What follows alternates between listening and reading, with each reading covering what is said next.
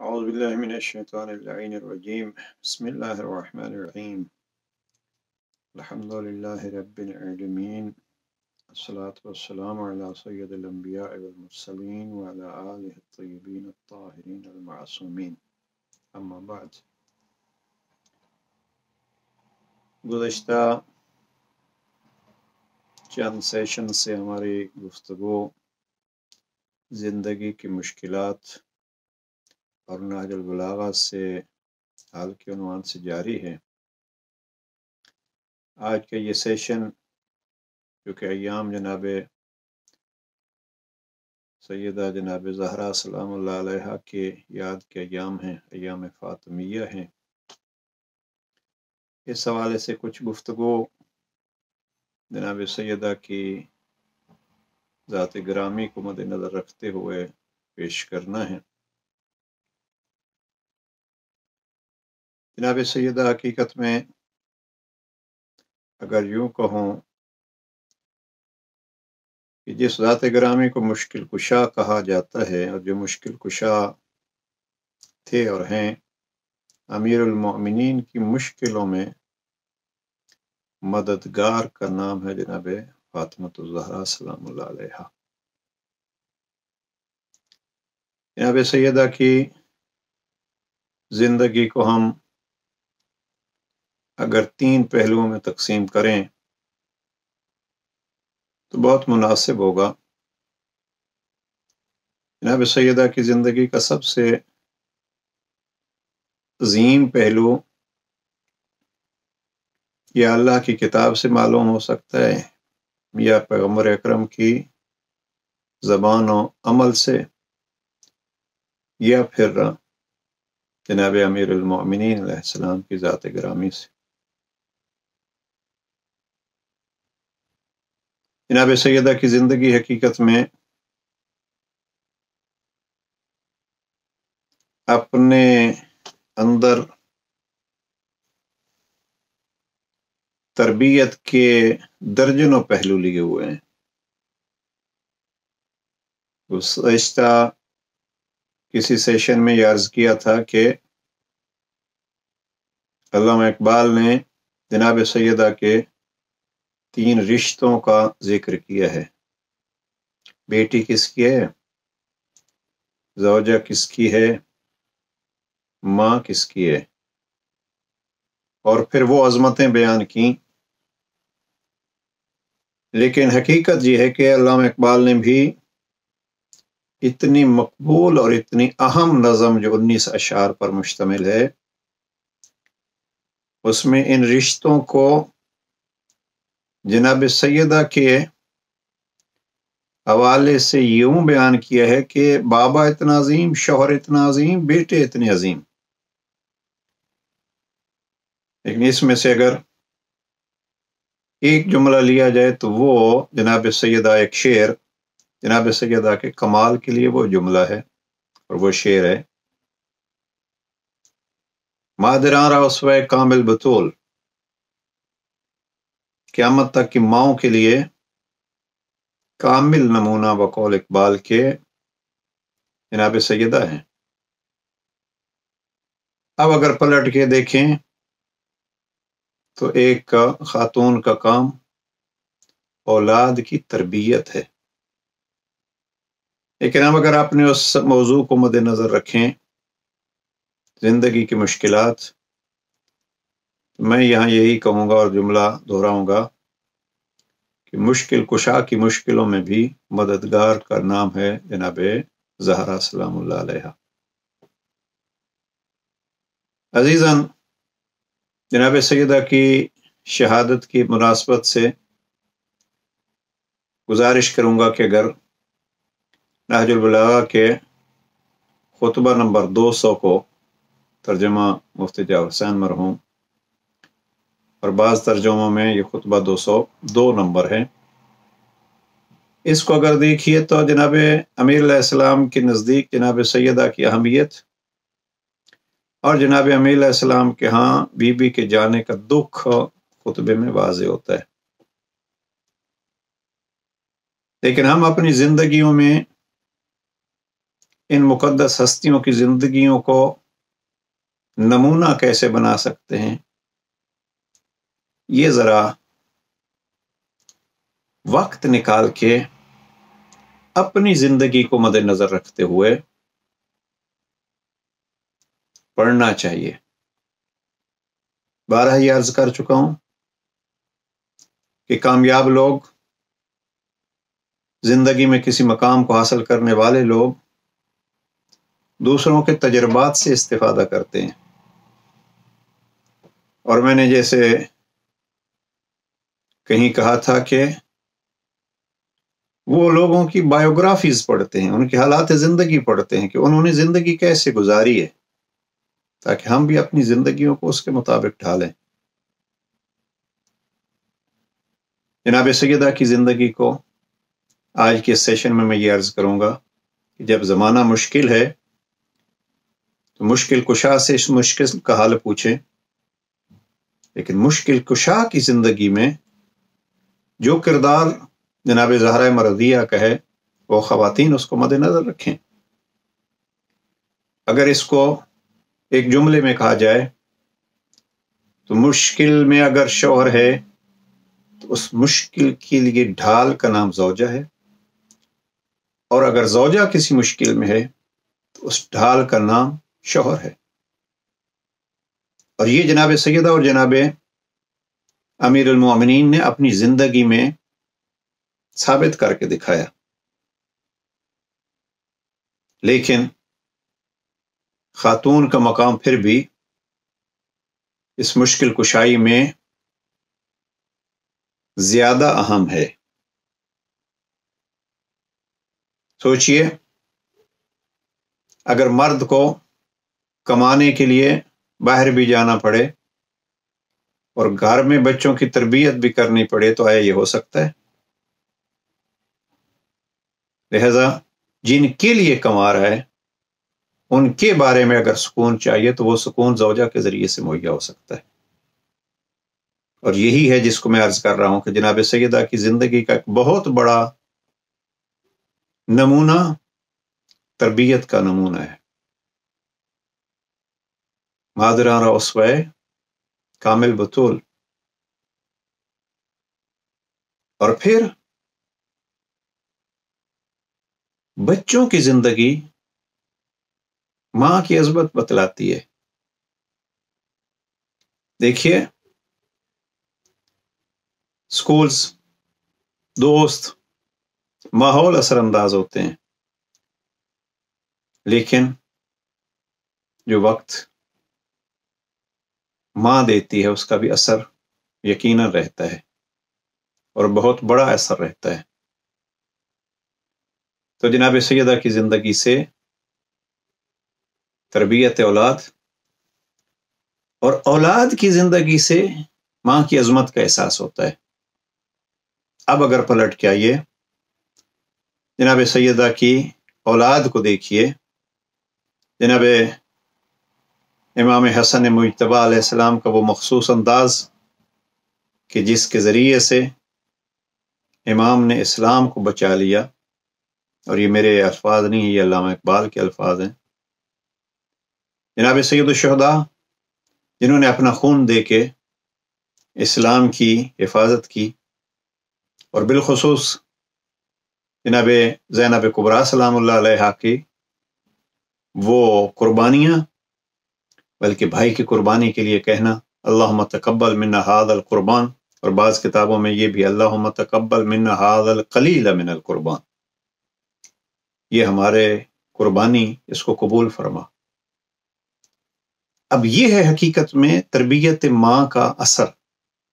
لہذا جناب سیدہ سے خواتین و حضرات تربیت اولاد، اور اولاد کی تربیت میں جہاں دنیا کے لیے یہ چیزیں انجام دینی ہے، اس میں سے زیادہ آخرت مہم ہے، دین مہم ہے۔ لہذا جناب سیدہ کی زندگی حقیقت میں اس مشکل کشا کی مددگار۔ جناب پیغمبر اکرم کا یہ فرمان مشہور ہے، جناب پیغمبر اکرم نے پوچھا، یا علی، میری بیٹی کو کیسے زوجہ پایا؟ آپ ذرا تصور کیجئے کیا جواب مل سکتا ہے اور کیا معیار سامنے رکھ کے جواب دیا جا سکتا ہے؟ جناب امیر علیہ السلام فرماتے ہیں نعم العون علی طاعت اللہ، سیدہ کو میں نے اطاعت خدا میں بہترین مددگار بنایا۔ وہ کون ہے؟ علی جیسا عابد، علی جیسا امام۔ وہ فرما رہے ہیں نعم العون علی طاعت اللہ۔ اس حوالے سے اس معصوم جوڑے کی زندگی سے ہمیں یہ لینا ہے کہ ایک دوسرے کے لیے مددگار بننا ہے، عبادت خدا میں بھی مددگار، مشکلوں کے برداشت میں بھی مددگار، اولاد کی کامل تربیت میں بھی مددگار۔ لہذا جب یہ ایک دوسرے کا تعاون ہوگا، اور آپ یقیناً اس چیز سے آگاہ ہیں، اور یہ جو ماحول اس وقت بنا ہوا ہے، یہ بیماری کی وجہ سے میں نے بارہا عرض کیا ہے کہ گھروں کے اختلافات یہ حقیقت میں ایک بے صبری کا نتیجہ ہے،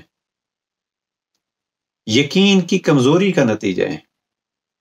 میرے استاد مرحوم بڑا خوب جملہ فرمایا کرتے تھے میاں بیوی کے حوالے سے، فرماتے تھے ایک چیز شوہر کو مد نظر رکھنی چاہیے، اور وہ یہ کہ بیوی یہ میری سرپرستی میں ہے۔ قرآن نے کہا ہے کہ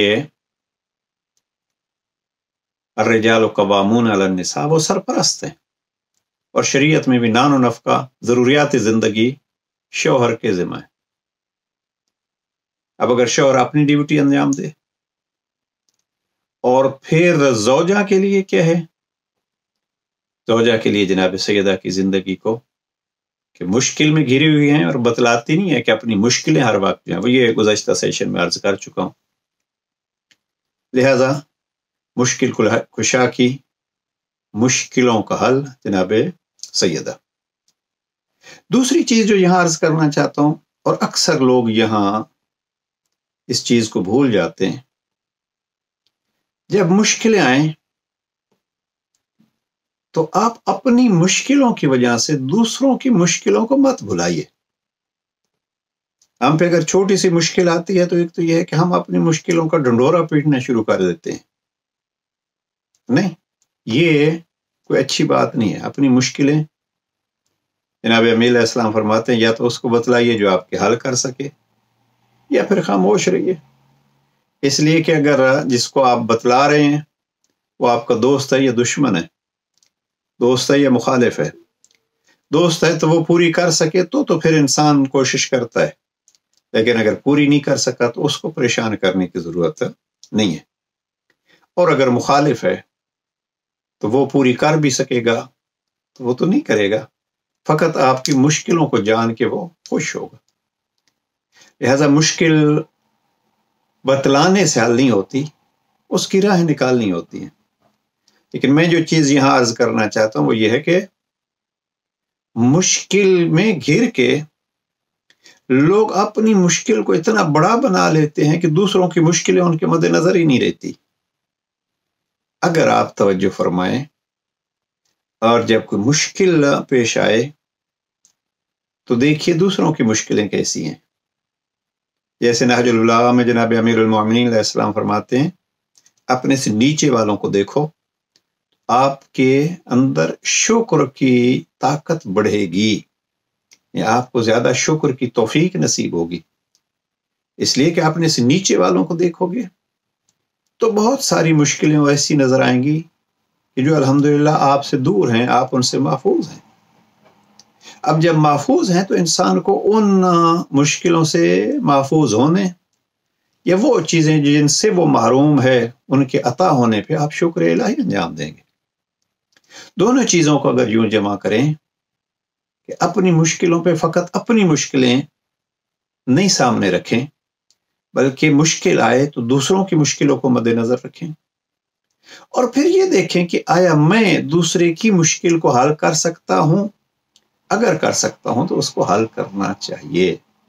دیکھیے اس کو ذرا اس نگاہ سے دیکھیے دوسرے کی مشکل کو پہچانیے اور اگر آپ کے بس میں ہے تو اس کی مشکل میں اس کی مدد کیجئے۔ یہی ہے سیرت ائمہ معصومین علیہ السلام، سیرت امیر المومنین علیہ السلام۔ مثلا ایک چھوٹی سی مثال، ہمارے ہاں اسی پہ اکتفا کیا جاتا ہے، لیکن ایک چھوٹی سی مثال ہے کہ خود بھوکے رہے کہ دوسروں کو کھانا کھلانا، یہ اہل بیت کا کام ہے، یا اس کو آپ یوں کہہ سکتے ہیں، یعنی اپنی مشکل کو بڑا نہ بنانا بلکہ دوسری کی مشکل کو حل کرنا۔ اور جناب امیر علیہ السلام کی بعض اہل عرفان نے بڑی یہ تعریف کی ہے کہ مشکل کشا وہ ہوتا ہے جو اپنی مشکلوں کے باوجود بھی دوسروں کی مشکلیں حل کرتا رہتا ہے۔ اگر ہم بھی مشکل کشا کے ماننے والے ہیں اور اپنی مشکلوں کو حل کرنا چاہتے ہیں تو اس کا ایک بہترین اصول یہ ہے کہ ہم دوسروں کی مشکلیں حل کرنا شروع کر دیں۔ یہی صورت جناب سیدہ زہرا مرضیہ سلام اللہ علیہا کی ہے۔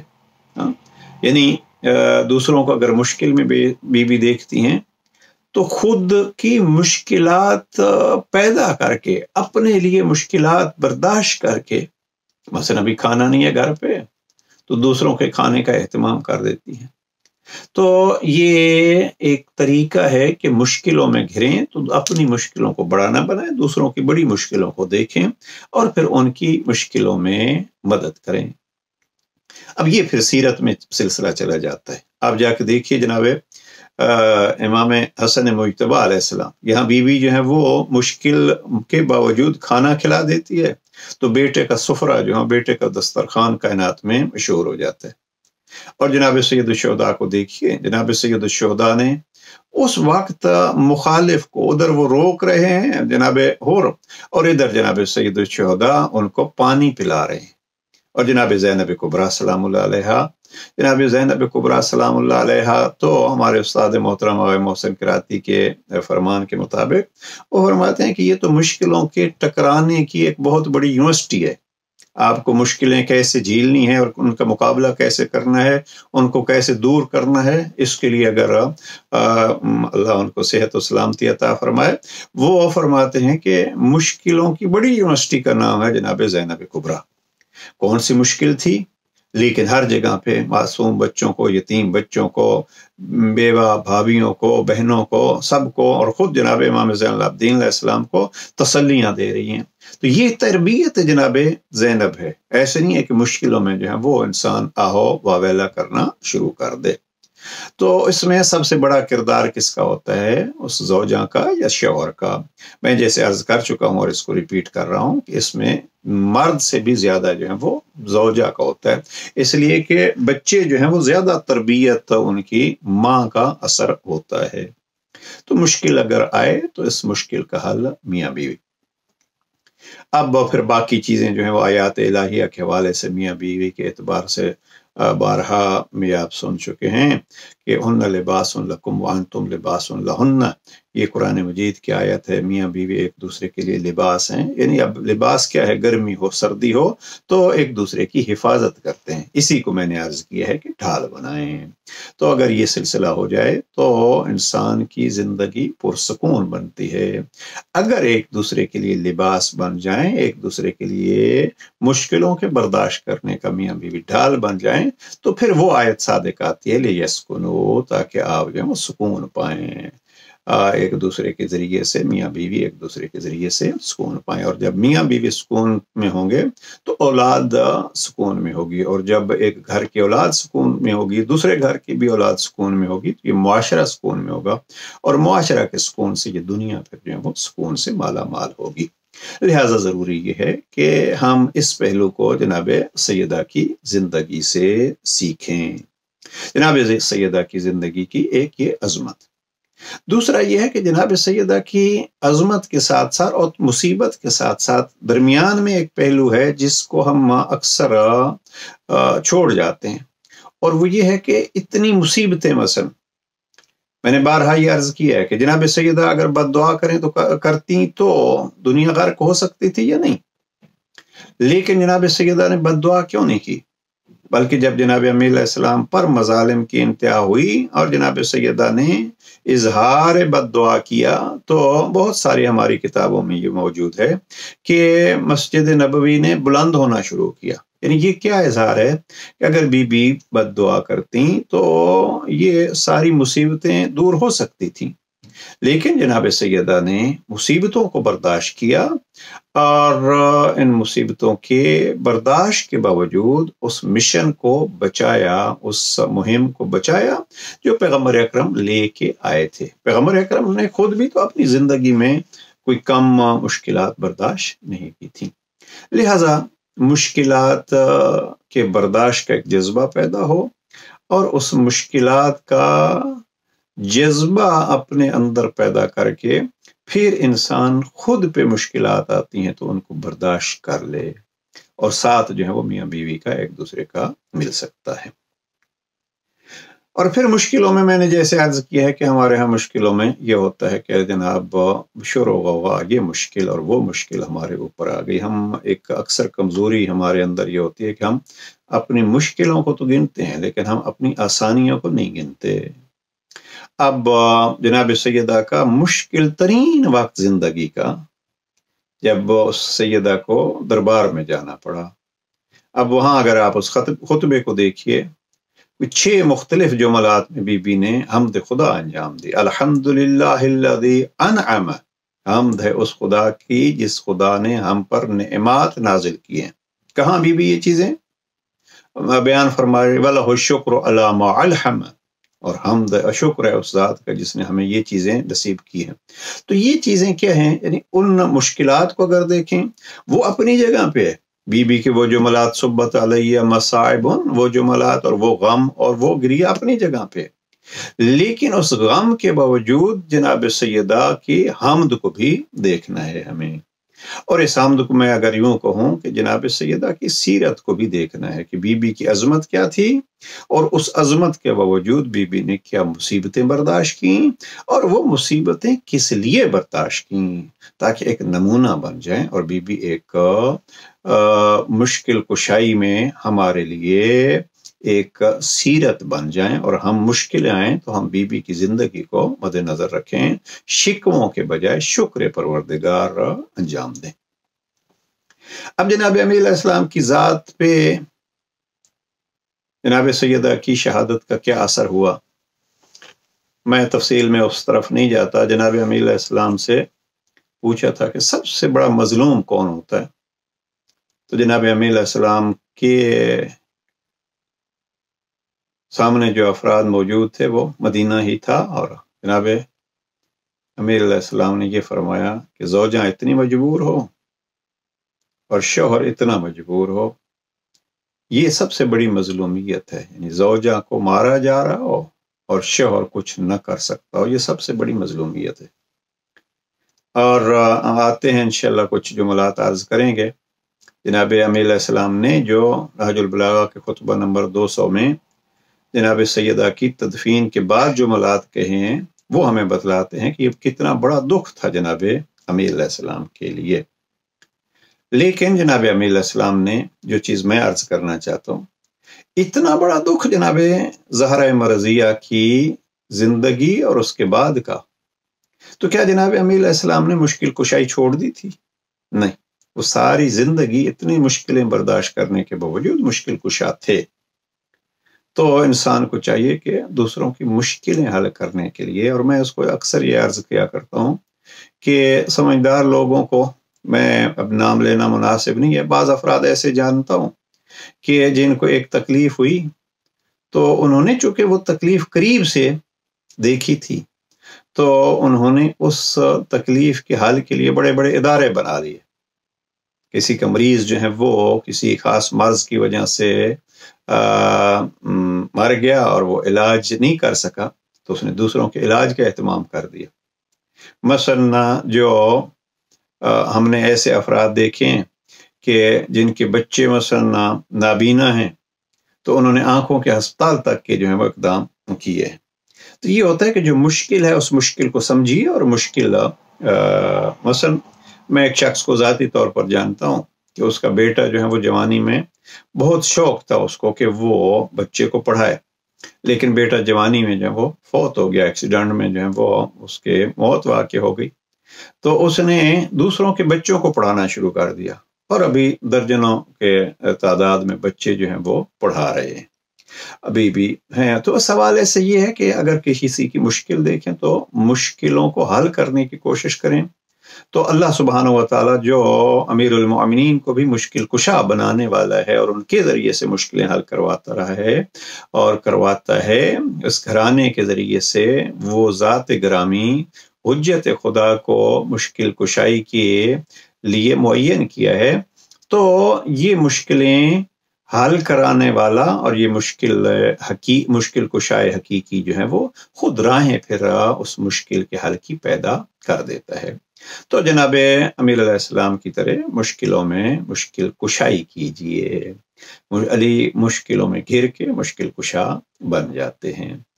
جناب سیدہ کے حالات کے حوالے سے ایک فہرست بنانی چاہیے۔ میں یہ عرض کروں کہ اگر بی بی کی عظمت میں مثلا میں اگر آپ کے اس سیشن میں کہوں، بہت خوب جملے ہیں اور یہ اشارہ کیا اس کی طرف مرحوم سلطان مرزا نے اپنی کتاب سیرت فاطمۃ الزہرا میں۔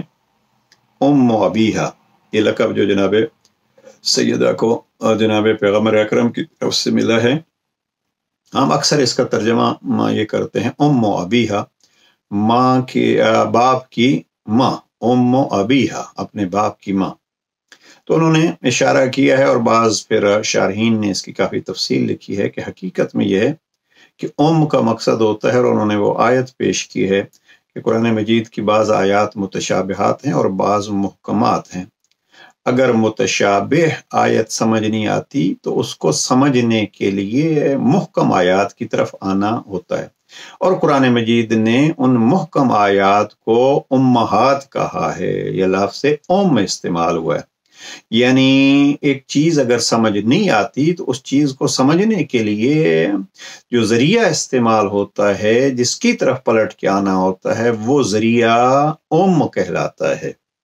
تو یہاں انہوں نے بڑا خوبصورت معنی کیا ہے کہ جناب سیدہ کو جناب پیغمبر اکرم نے ام ابیہا کہا ہے، یعنی اگر پیغمبر اکرم کی ذات سمجھ نہیں آتی تو پیغمبر اکرم کو سمجھنے کے لیے جناب سیدہ کو سمجھنا ہوگا۔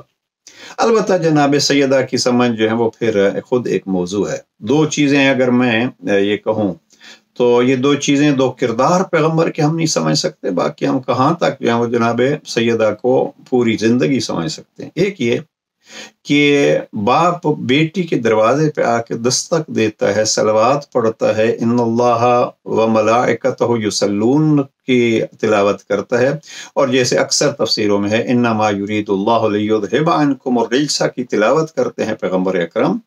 اور یہ باپ، اور وہ بھی پیغمبر اکرم جیسا باپ، بیٹی کے دروازے پہ کھڑے ہو کے یہ کیا بتلا رہا ہے؟ اب یہ عام انسان کے سمجھنے کے بس میں ہی نہیں ہے۔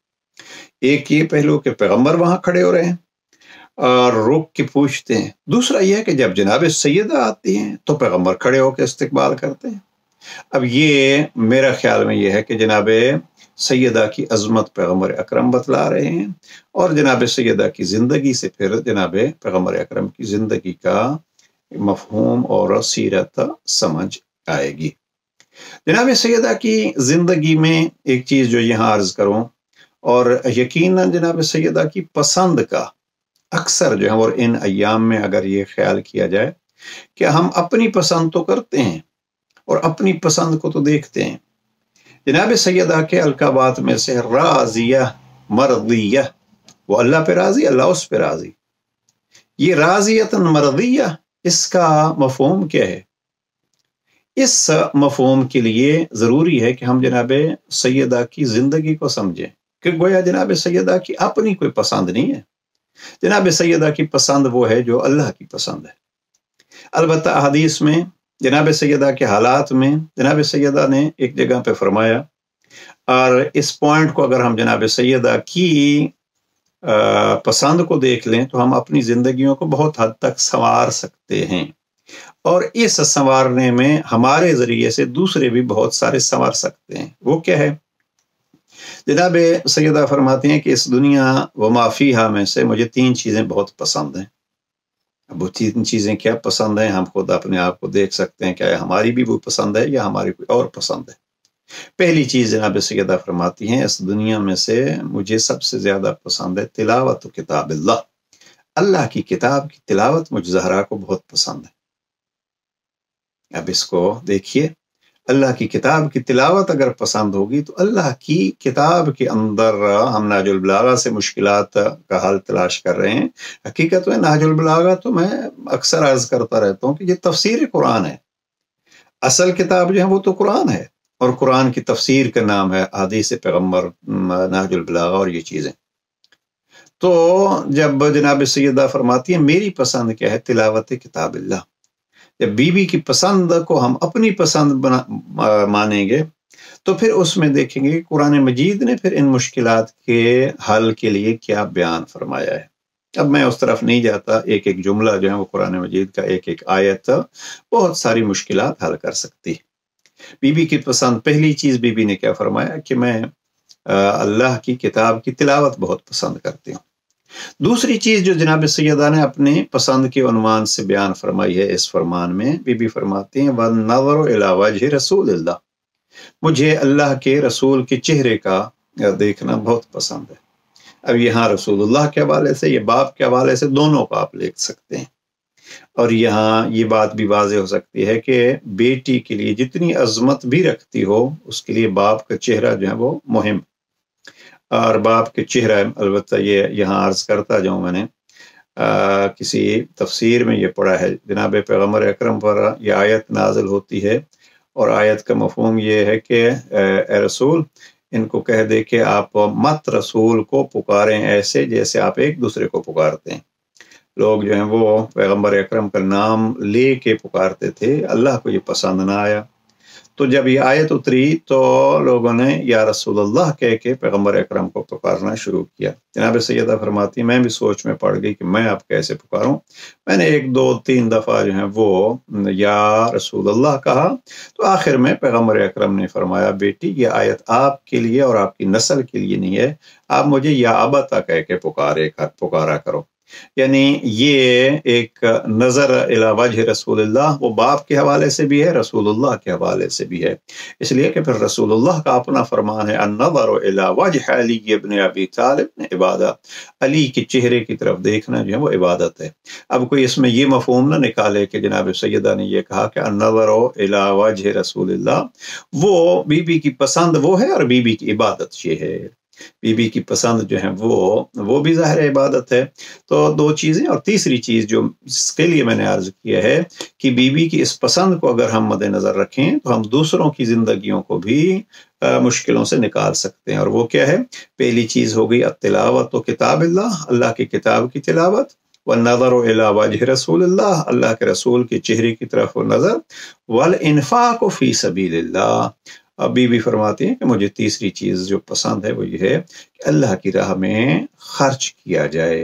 اب اگر اللہ کی راہ میں خرچ، اور بی بی کی زندگی کا ایک ایک واقعہ جو ہے وہ آپ کے سامنے ہے، لن تنالوا البر حتی تنفقوا، آپ اس وقت تک اچھائی کو نہیں پا سکتے جب تک اپنی پسندیدہ چیز کو آپ راہ خدا میں خرچ نہیں کریں گے۔ تو جناب سیدہ کا وہ شادی کا قمیض مانگنے والے کو دے دینا وہ ایک نمونہ ہے، اور جناب سیدہ کی زندگی کی اس انفاق کی ایک دلیل سورہ دہر ہے، سورہ انسان، حل اتی علی الانسان حین من الدہر۔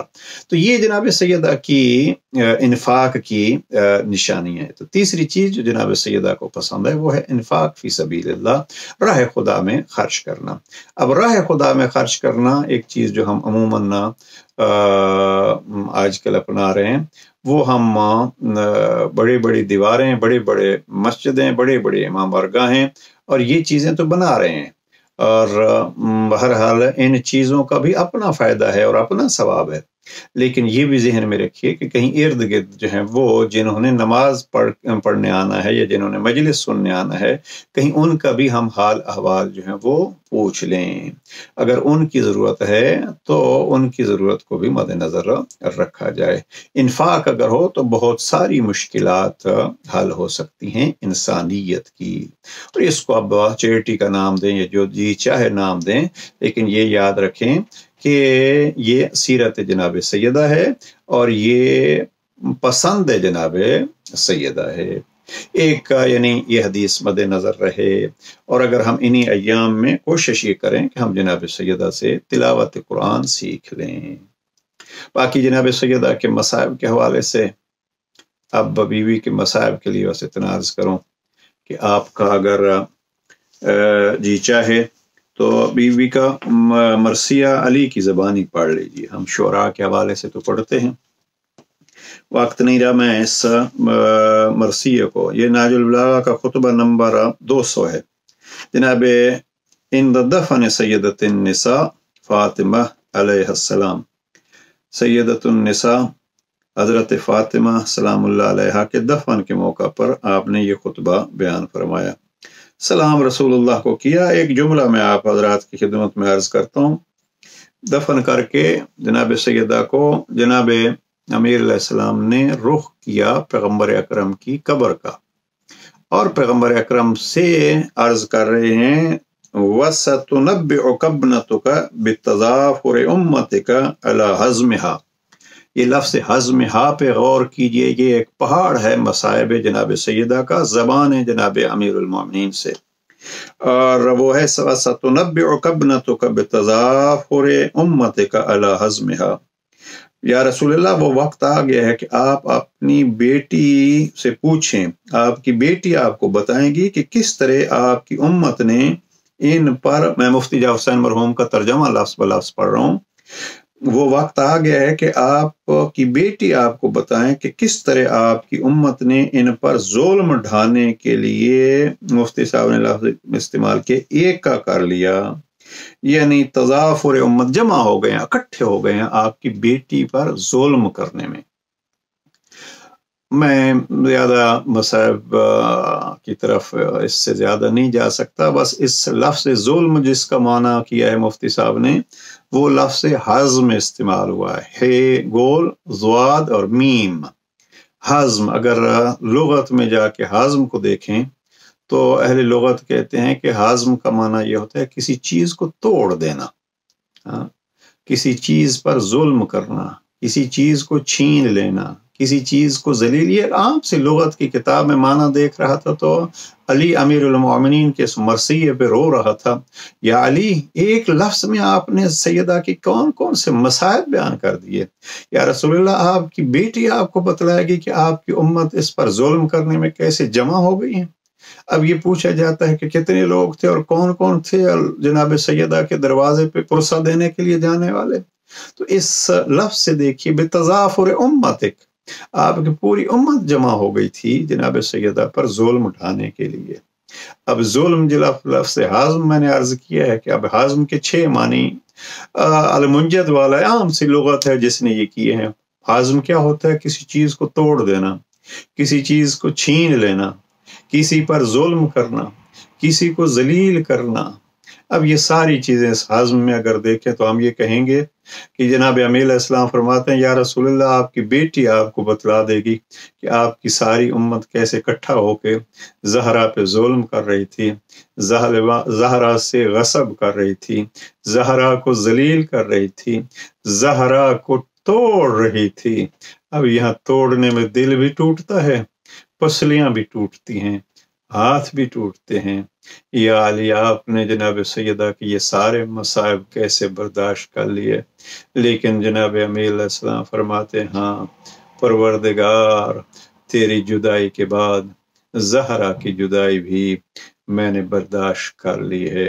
اور پھر جناب امیر علیہ السلام کا آخری جملہ اس خطبہ 200 سے عرض کروں، جناب امیر علیہ السلام فرماتے ہیں گویا جناب سیدہ نے جناب امیر کو دکھ نہیں بتلائے، اور یہ دکھ نہ بتلانے کا دکھ بھی جناب امیر کے دل میں تھا جو اس جملے میں ظاہر کیا، اس لیے کہ ایک زخم وہ تھا جو جناب امیر علیہ السلام نے جناب سیدہ نے جناب امیر سے چھپایا، اور شاید اسی زخم کو چھپانے کے لیے یہ کہا تھا یا علی مجھے میرے قمیض میں غسل دے دینا، اور جب غسل دیتے دیتے اس زخم کا پتہ جناب امیر کو چلا تو اس وقت بلند آواز سے روئے اور اتنا کہا سیدہ آپ مجھ سے بھی مسائل چھپاتی رہیں۔ یہی جملہ جناب امیر علیہ السلام یہاں خطبہ 200 میں فرما رہے ہیں، یا رسول اللہ اپنی بیٹی سے پوچھنا، فاحفظ سوال، آپ ان سے پورے طور پر پوچھیں، یعنی شاید سیدہ آپ کو بھی مصائب نہ بتلانا چاہیں، لیکن مجھ علی سے تو چھپاتی رہیں۔ آپ بیٹی سے پوچھیے گا کہ آپ کی بیٹی پہ آپ کی امت کی طرف سے کون کون سے ظلم اٹھائے گئے۔ الا لعنت اللہ علی القوم الظالمین وسیعلم الذین ظلموا ای منقلب ینقلبون۔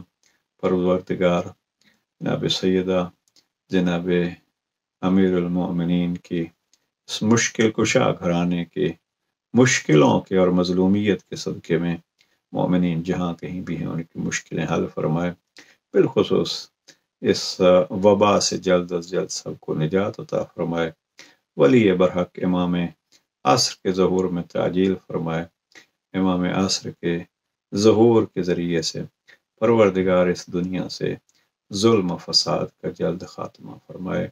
والسلام علیکم ورحمۃ اللہ وبرکاتہ۔